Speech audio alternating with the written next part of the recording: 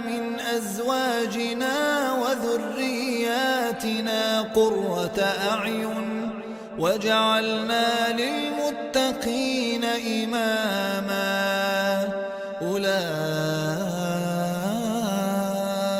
يجزون الغرفة بما صبروا ويلقون فيها تحية وسلاما خالدين فيها حسنت مستقرا ومقاما.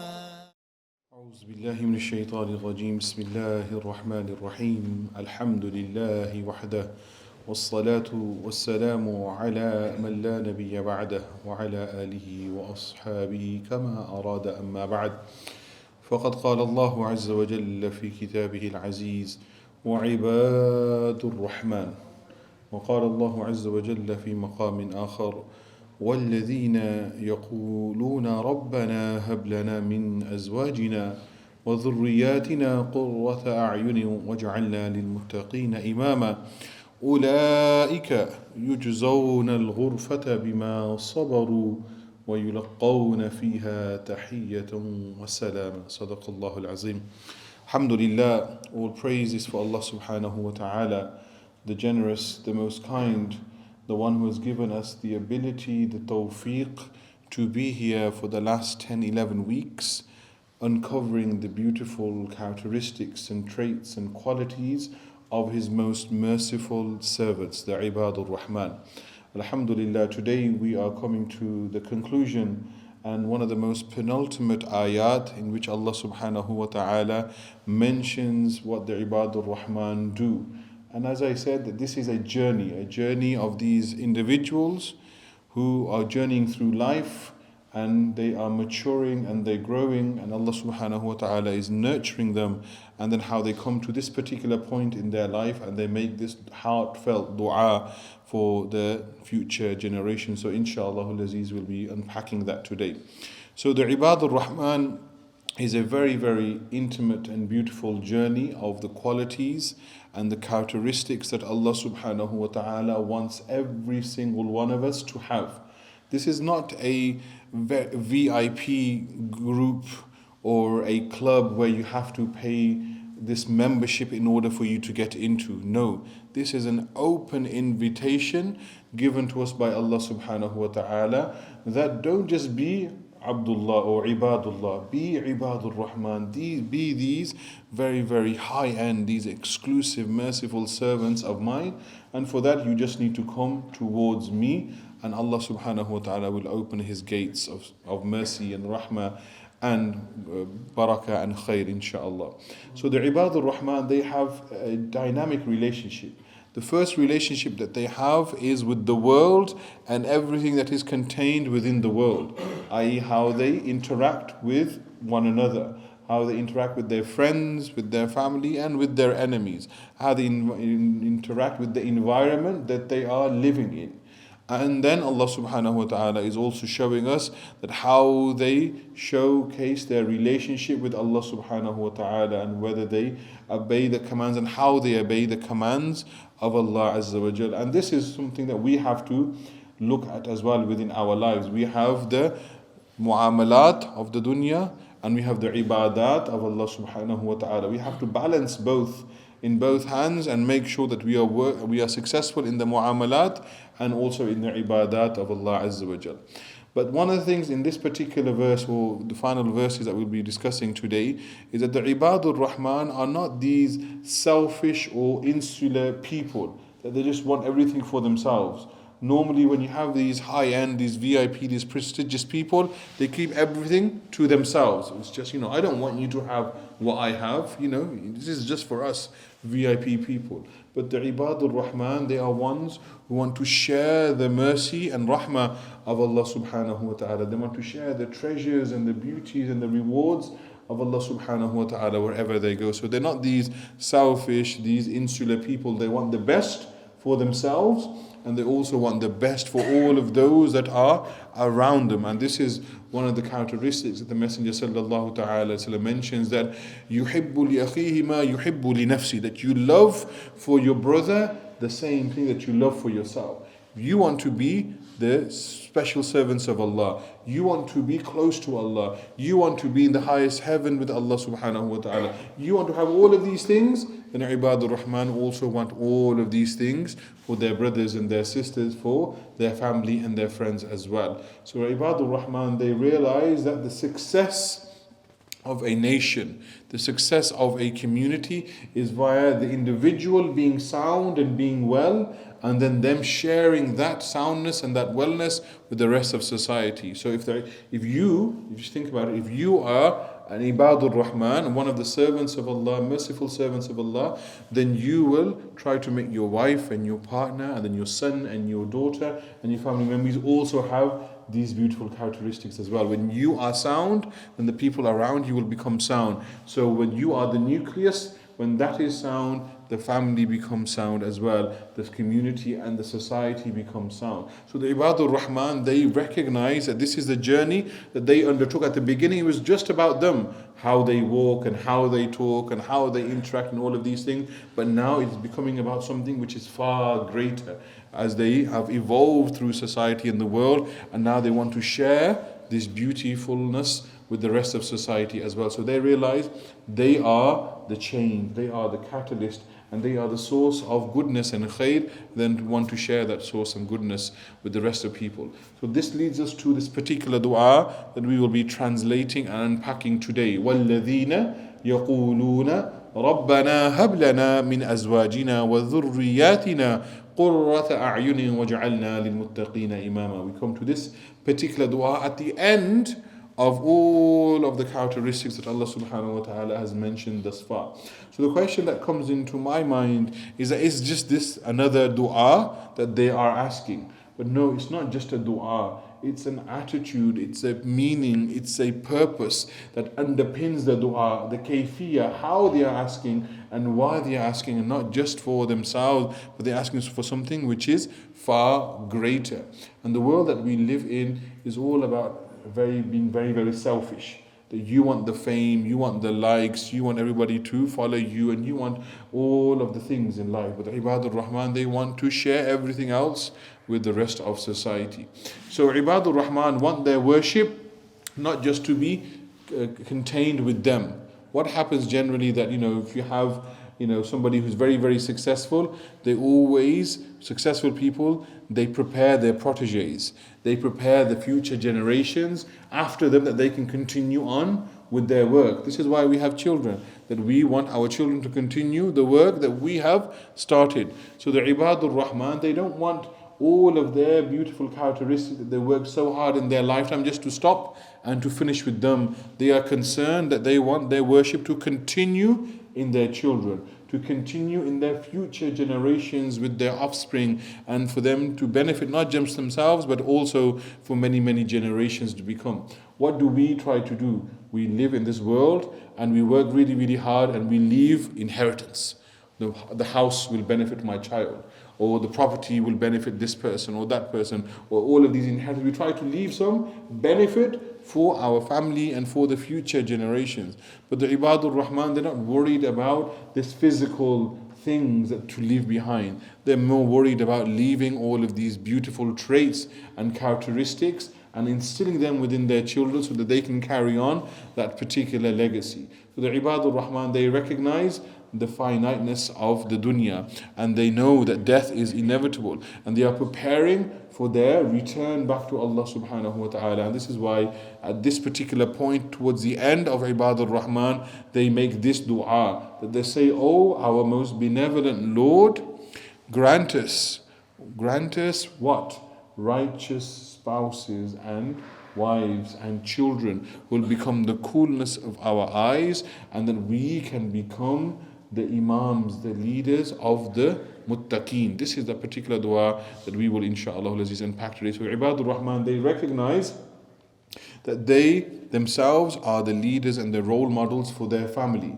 And if they are God-fearing, then their children will also be God-fearing as well. But if you are not God-fearing, if you are not practicing your deen, then your children will not practice your deen either. So it always begins with you. So family is a very, very great blessing from Allah subhanahu wa ta'ala, but it is also an extremely great responsibility from Allah Azza wa Jal. So majority of people will know this dua because it's recited in Jum'ah, it is recited in Salah, and I recited it today in the dua as well. And generally those people who want to get married, they're told, read this dua, رَبَّنَا هَبْ لَنَا مِنْ أَزْوَاجِنَا وَذُرِّيَّاتِنَا قُرَّةَ أَعْيُنٍ وَجَعَلْنَا لِلْمُتَّقِينَ إِمَامًا, if you want to get married.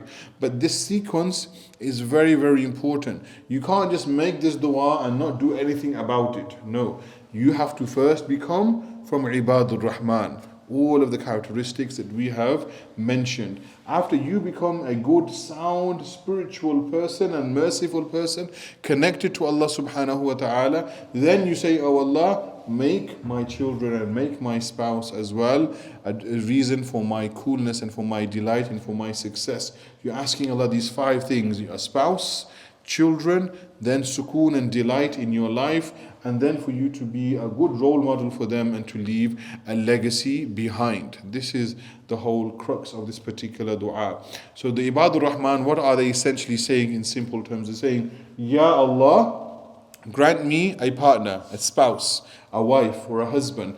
Ya Allah, also grant me children, and make my spouse, make my children the comfort and the coolness of my eyes. This is the first dua that they're asking in this particular verse. Qurrata a'yun. They're asking Allah subhanahu wa ta'ala. So why does Allah subhanahu wa ta'ala specifically here mention Qurrata a'yun? Because the eyes, by their very design and their nature, is to do what? Is to look. We look all around us constantly. We're constantly scanning everything that is around us. We're looking left, right, up, down. Especially if we go to a beautiful place, we are absorbing all of these things in. So our eyes are designed to search. But when you find something extremely beautiful, what do your eyes do? They just stop and they become absorbed. And they become paused and focused on that one particular thing which gives you so much surur, so much peace and so much comfort. Your eyes just stop on that thing. Your eyes actually settle on that one thing. This is what Allah subhanahu wa ta'ala here is referring to, Qurrata a'yun. So these Ebaadur-Rahmaan, they're saying, Ya Allah, make my spouse and make my children the comfort and the coolness of my eyes, where my eyes settle upon them and no one else. And I enjoy looking at them and no one else. Why is it the majority of families break down?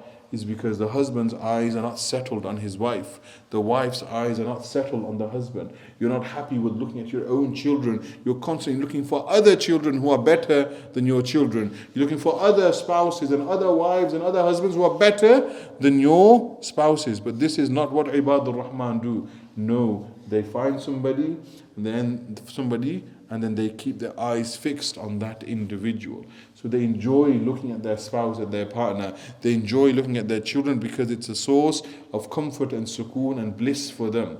So they're saying, Ya Allah, do not allow my sight or my eyes or my heart to look at any other woman, to look at any other children. Make my spouse and make my children the most beautiful for me, where my eyes just stop at them and they don't need to look at everybody else. This is an important thing that we need to consider in our society, that our eyes are not very, very faithful and loyal. They're very deceitful. Even though we may be married to somebody, our eyes are always searching for somebody else.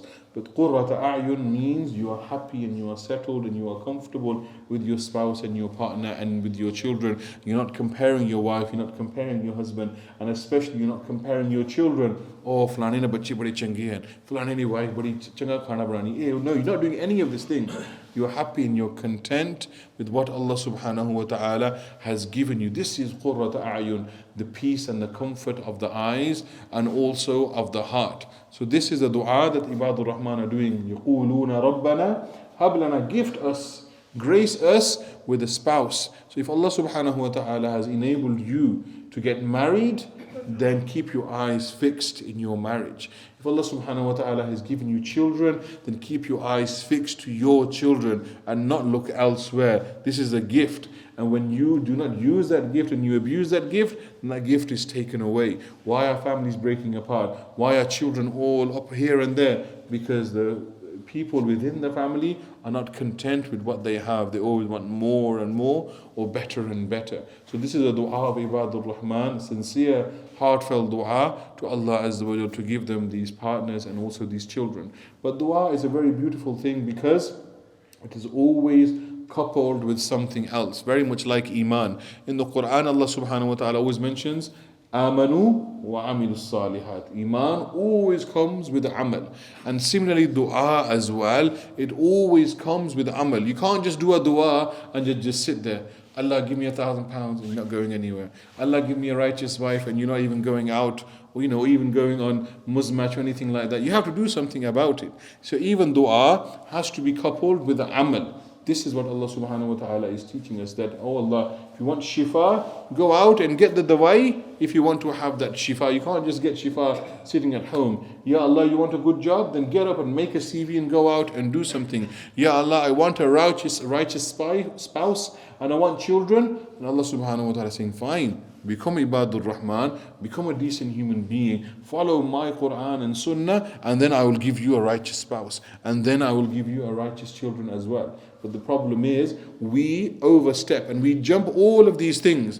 If you look at Ebaadur-Rahmaan, that Allah subhanahu wa ta'ala talks about how they walk and how they talk and how they interact and how they engage and how to do the ibadah and how they stay up at night and how they stay away from shirk, how to do all of these things. That's that individual.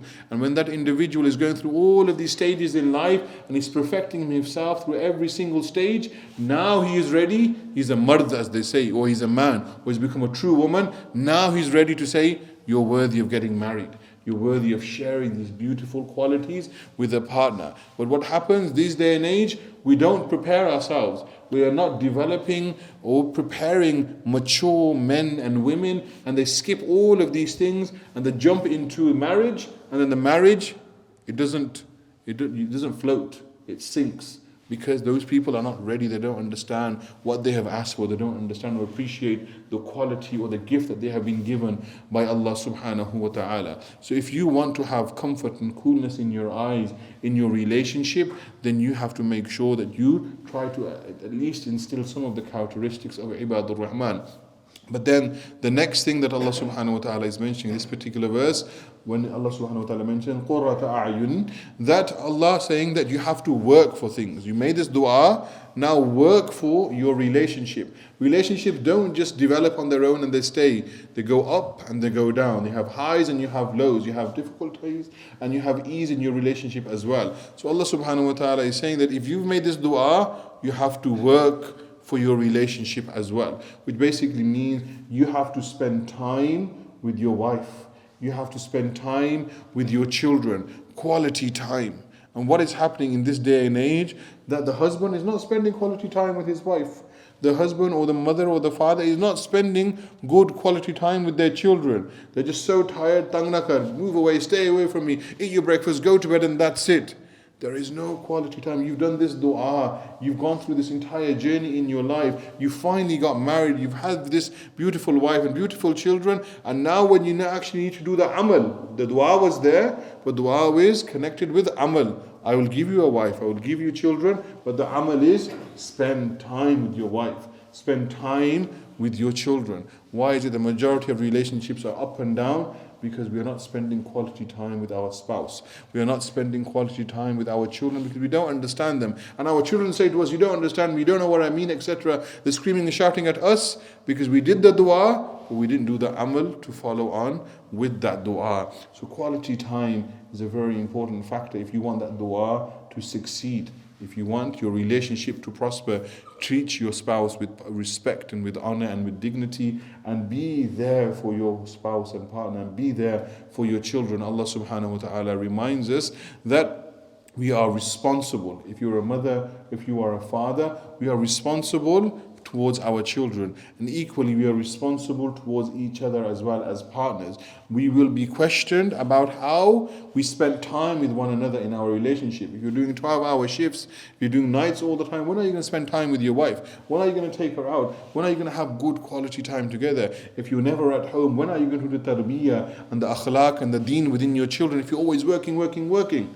No, you asked for something, you received it, now work for it. Spend time with your wife, with your partner, with your husband, with your children. Why? Because you'll be questioned by Allah subhanahu wa ta'ala on what you did and how you did. Because this is an amana. Whether it's your husband and wife, that's an amana. Whether it's your children, that is an amana, a trust given to you by Allah subhanahu wa ta'ala. And Allah will ask you, believe me, how much time did you spend with your wife?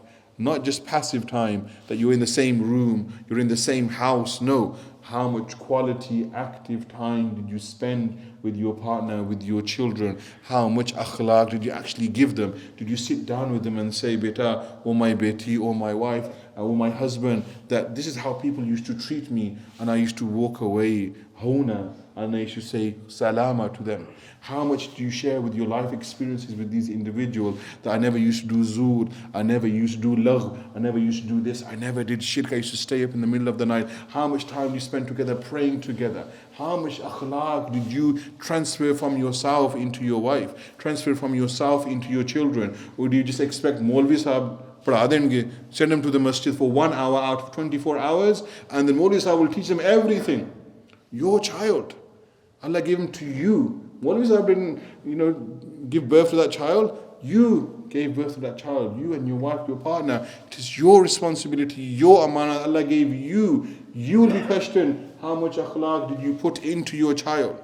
Because your child is free and pure, given to you by Allah Azza wa Jal. You make them a Muslim, you can make them a Jew, you can make them a Christian, and you can make them a non-Muslim. It's the parents who instill the akhlaq and the deen and the tarbiyah within their child. We supplement it and we reinforce it, but the primary ones are the parents, and those are the ones that will be primarily asked by Allah subhanahu wa ta'ala ki main tusanu ditta si tusa ki kita. And we always say, it's the mosque's responsibility, it's the madrasa's responsibility. No, your responsibility, your child, your blood, your gift from Allah Azza wa Jal. What qualities of Ebaadur-Rahmaan did you place within your child? Did your child ever see you standing up in the middle of the night and praying and say, Baba or Mama, what are you doing? Beta, we're worshipping Allah subhanahu wa ta'ala in the middle of the night. This is the time He's most closest to us. Did your child ever see you looking all of these things, or did your child see you always reading the Quran? Did your child see you spending good quality time with them? What did your child see? Because that is what they will reflect. The quality that you place within your child will stay with them for the rest of their lives. What Quran, what Salah, what patience, what mercy, what did you place in your child? This is what Allah subhanahu wa ta'ala will ask you. Often people come to me and say, Imam Sahib, my son doesn't pray. Or Imam Sahib, my daughter doesn't wear the hijab. Or this problem and that problem. And then I ask them, how old is your son? Oh, my son is 20 years old. Or 25 years of old. Then you ask themselves, where were you as a father? Where were you as a mother when you were supposed to be praying and they were supposed to be copying you when you were praying? When you were supposed to be taking them to the masjid from a young age so they were connected to the masjid? Where were you at 7 years of age when your child was 7 years of age and you were supposed to instruct them that, oh my beta, oh my son, oh my daughter, pray your salah. This is something that you need to start on doing. Where were you with your child at all of those stages? And where were you? And if you were absent in all of these things and now you want them to pray and worship, it's not going to work. Where were you in teaching your child sharam, haya, ghairat and modesty and all of these things, and you just allow them to wear whatever they want and behave however they want and interact with it however they want, and now when they're 20, 25 and you're telling your child to wear the hijab, of course they're not going to wear a hijab, because from a young age you are absent. You do not spend good quality time with them, instilling within them the qualities of Ebaadur-Rahmaan within their hearts and in their minds. So of course, how am I supposed to convince your daughter, your blood, to wear the hijab when you were unable to convince her or to show her why it was so important, or to show your son why it's so important to have a beard or to pray 5 times a day? You were responsible. كُلُّكُمْ رَاءٍ that every single one of you is a shepherd. You are responsible for your flock. You are responsible for your family. Allah will ask you and question you, where were you at all of these stages and what were you teaching them? Were you just saying, "Vadde honge te padh lenge, vadde honge te kar lenge." When they're older, then they'll start praying. When they're older, they'll do this. When they're older, they'll do no. The Prophet ﷺ specifically instructed us that when your children are 7, start instructing them to pray their salah. Yes, it's optional, it's not fard upon them, but start putting this habit within them so they realize that this is an important part of who we are, of connecting, of bowing, of prostrating, of being there with Allah subhanahu wa ta'ala, of reading the Quran, doing the salah. Where were you in all of these things? No taweez, no dua, nothing will change your child. These are the most precious years that you have with your child. Do not waste them. This is why this dua is so powerful and comes right at the end. That if you have developed yourself, when you enter into your relationship, you will produce something good. Do you know when you have a file in a computer and the file is corrupt? You can copy, paste it 100,000 times. It will always copy, paste the corrupt file again and again and again and again because the file, the source of it was corrupt. Similarly, in a relationship as well, when you go into marriage and you yourself are not sound, your heart is not sound, you have no qualities of Ebaadur-Rahmaan, you do not do any of those things that Allah subhanahu wa ta'ala expects you, and then what kind of child are you going to produce? What kind of relationship are you going to have? You're only going to produce what you have. So copy paste of you. But if you are good and your heart is good and your tongue is pure and your eyes are good and you protected yourself from zina, you protected yourself from lagh, you protected yourself from fahsha, you protected yourself from all of these things that Allah subhanahu wa ta'ala mentioned in Ebaadur-Rahmaan, then of course you'll give all of these things to your child, and when you paste it onto your child, it will be sound just like where you are sound. But if you forgot your responsibilities, then your children will also forget their responsibilities as well, because they will not have received it from you. Just imagine that Allah subhanahu wa ta'ala, from amongst 8 billion people at very this moment in time, from amongst 8 billion people in the world, He chose you to be Muslims. From 8 billion people, He chose you to be Muslims. Every single Jum'ah, Allah subhanahu wa ta'ala sent you a reminder again and again and again for the last 30, 40, 50, 80 years of your life. Allah subhanahu wa ta'ala commanded you to come to Him 5 times a day. Then Allah subhanahu wa ta'ala gave you a spouse. Other people, they did not get married. They didn't have a spouse. Allah subhanahu wa ta'ala blessed you with children. Allah subhanahu wa ta'ala did not give other people children. After choosing you and selecting you and reminding you and commanding you to come pray to Him and giving you a spouse and giving you children, in spite of all of that, how did you treat the amana of Allah subhanahu wa ta'ala? Where was your heart? Where was your connection with your Lord? Where was your connection in the time that you spent with your wife, with your partner, and with your children? We all want things. All of us, what do we want? We want the best car, the best home, etc. When we get to a particular age, we want to have Sony di wife of it, Sony di, must of it, Sony di of it, lambi of it, chitti of it, gori of it. We have all of these things. We want the best wife. We want the best husband. Changa kam of it, gaddi of it, kalla of it, apna ghar of it, separate rahiye. We want all of these things, right? We do want the best of everything. But the best of everything always comes with responsibilities. You wanted a spouse, you wanted children, you wanted all of these things. Allah gave it to you. What have you done with what Allah subhanahu wa ta'ala gave you? And you will be questioned about all of these things. So we want things, yes, but always remember we are responsible and we need to fulfill that responsibility. And this is why Ebaadur-Rahmaan at the end, after they have perfected themselves and they have fulfilled their responsibility to the dunya in their interactions, and they have fulfilled their responsibility and they're perfecting themselves in how they interact and deal with Allah subhanahu wa ta'ala, now when they come to their wife and their spouse, they know exactly what to do. But we, like I said at the beginning, we jump all of those things and then we just expect everything to be hunky-dory and Allah khair, because you know, Allah gave you this life, this opportunity, this health for you to become something before you produce something else. If you yourself are corrupt or incomplete, you'll end up doing the same thing. What did the Prophet ﷺ do? He spent time, quality time with all of his Sahaba. Every single Sahabi of the Prophet ﷺ, they would always say that he spent the most time with us. He would sit with us, he would talk with us, and he would give them guidance. The Prophet ﷺ was doing what? Transferring everything that he had into the Sahaba Ikram. And they then transferred that into their children. Why did we have such a beautiful history? Why did we have such beautiful Sahaba Ikram and beautiful Tabi'een and Taba Tabi'een? Because they was transferred from the best to the best to the best.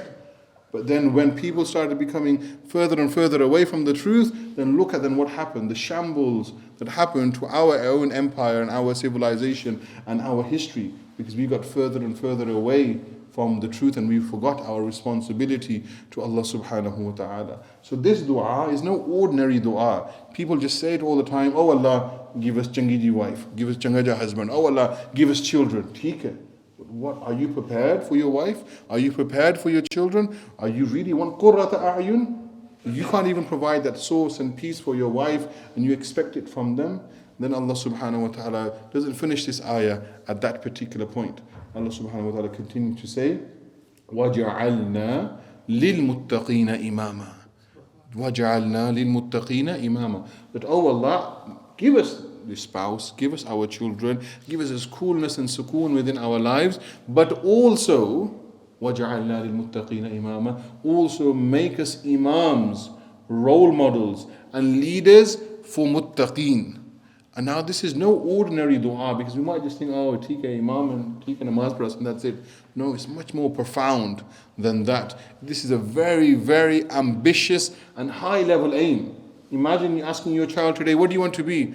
I want to be an astronaut, I want to be on Mars in 10 years time. Whoa, that's a big ask. You know, Alif Baytani, and then you want to go over there. What do you want to do? I want to be the richest man on earth. I want to be the best footballer. I want to be this. Children have high ambitions. And we also say to children as well, aim high, aim for the stars and you'd probably get to the moon. This is what generally society is. But look at this dua as well. Allah subhanahu wa ta'ala is saying that Ebaadur-Rahmaan, they don't aim low. They aim for very, very high. Look at how ambitious this level is. That, oh Allah, don't just make us an imam in the masjid. Don't just make an imam at home. No, Allah, make us an imam for the muttaqeen. Not in the company of the muttaqeen, but we want to be the role models and the leaders of the muttaqeen. This is no ordinary thing that they are asking for. They become Ebaadur-Rahmaan. They want to be the leaders of the muttaqeen. Very, very powerful dua. You want to be a leader of the muttaqeen, then ask yourself, what must your own level be of taqwa? Whenever you want somebody to be the leader, you always want that leader to be better than you. You look at a manager, you look at a supervisor, you look at anybody above you, they always have more qualifications, more experience, more knowledge in order for them to be at that stage. Okay? And this Ebaadur-Rahmaan is saying, Allah, we don't want to be any ordinary imam. We want to be the imam of the muttaqeen. The muttaqeen are those people who have the most taqwa in Allah subhanahu wa ta'ala. But then ask yourself, how much taqwa do we have? But then this dua can't be broken up. This is one verse. If you're asking for spouse and you're asking for children and you're asking for qurrata a'yun, then you also are asking to be leaders of the muttaqeen. You can't separate, Allah, I'll only have the wife and this, but I won't do that. No. Karna the pura karo, which is you have to have the wife and the children and the qurrata a'yun, and you have to be leaders of the muttaqeen. So this is one whole dua. You can't break it up in order for you to get what you want. This is what Allah subhanahu wa ta'ala is saying, that look at the level of the taqwa of these Ebaadur-Rahmaan. And look at our level of taqwa. Are you, Maulvi Sahib now, generally speaking, and everybody looks like this, like meerkats. And then everybody's like, oh, I don't know. This is a salah. And imagine there's a muttaqi in front of you, a true muttaqi, a true saint and wali of Allah subhanahu wa ta'ala is saying, Allah, not only is he the true muttaqi, I want to be his leader as well. I want to be in front of him. He has to be behind me. This is what the dua is. This is how powerful this dua is. So we need to really work on our hearts, and this is what the whole transformation in the journey is of Ebaadur-Rahmaan, that they are constantly working and they're instilling that taqwa, that fear, that consciousness, that awareness of Allah subhanahu wa ta'ala in their heart, and they want to be true leaders within their home. Leaders within their homes, and then leaders within their communities, leaders within their society, and they want to be leaders of the muttaqeen. Allah subhanahu wa ta'ala then mentions that after these, all of these things that the Ebaadur-Rahmaan have asked for, وَجَعَلْنَا لِلْمُتَّقِينَ إِمَامًا, then Allah subhanahu wa ta'ala concludes and says, أُولَٰئِكَ يُجْزَوْنَ الْغُرْفَةَ بِمَا صَبَرُوا وَيُلَقَّوْنَ فِيهَا تَحِيَّةً وَسَلَامًا. That all of these people, these Ebaadur-Rahmaan, they will be given these lofty mansions and palaces, these high elevated places because of their patience, and they will receive the best form of greetings and salam and peace from Allah subhanahu wa ta'ala. And as I mentioned before on Jummah, when we discussed the ghuraf, the lofty mansions and palaces, how will it be? The Prophet sallallahu ta'ala mentions like the way that insan looks up to the stars and says, wow, look at these beautiful stars. This is how people within Jannah will look up and say, wow, look at these Ebaadur-Rahmaan, look at this palace, look at the mansion that they have received. Why? Because they put all of those characteristics within their heart and their lives, and then they transferred them all into their wife and into their children. So all of those good deeds carried on, and they carried on receiving that reward, and Allah subhanahu wa ta'ala gave them the beautiful ghurfa in Jannatul Firdaus al-A'la. But one of the core things in this particular verse, Allah subhanahu wa ta'ala mentions, yujzawn al-ghurfa, their reward is ghurfa, but for what particular specific reason? Allah subhanahu wa ta'ala mentions, bima sabaru, because of all of their patience. This is why they got it. Because in order for you to walk away from ignorant people, from arrogant people, from people who are blazing you, Papa Changis besti kar den, badi daddy besti kar den, yeah? And they say, oh, la ke la gaya. Papa tez besti, when somebody does it to you, to be Ebaadur-Rahmaan is just look at them, to smile at them, and to walk away. That's not an easy thing. Even though you know they may be wrong, even though you know they may be lying and doing whatever you do, but in order for you to be Ebaadur-Rahmaan, it requires so much patience from what people are saying, to be calm, to be dignified, and just walk away and say salama. All of this requires a huge amount of patience. Staying up in the middle of the night, how is it easy? No, you need patience to get up in the middle of the night, to leave your bed, to leave your wife, to leave the comfort, and to get up and to pay qiyam. All of this requires a huge amount of patience. To keep away from zina, to keep away from fornication and adultery, to keep away from all of the temptation requires what? Not just willpower, it requires patience for you to walk away from that. To keep away from zur, to keep away from laghr, from vain talk, and from false testimony. All of this requires what? The core thing in all of this is that it requires patience again and again and again for you to stay away from all of that corruption. So this is what Allah subhanahu wa ta'ala is saying, that Ebaadur-Rahmaan, they had all of these things, but in order for them to achieve all of these things, they had to be patient for days and weeks and years, for an entire lifetime. And because of that sabr, because of their steadfastness, Allah subhanahu wa ta'ala has given them this great elevated maqam in Jannatul Firdaus, which is called Al-Ghurfa.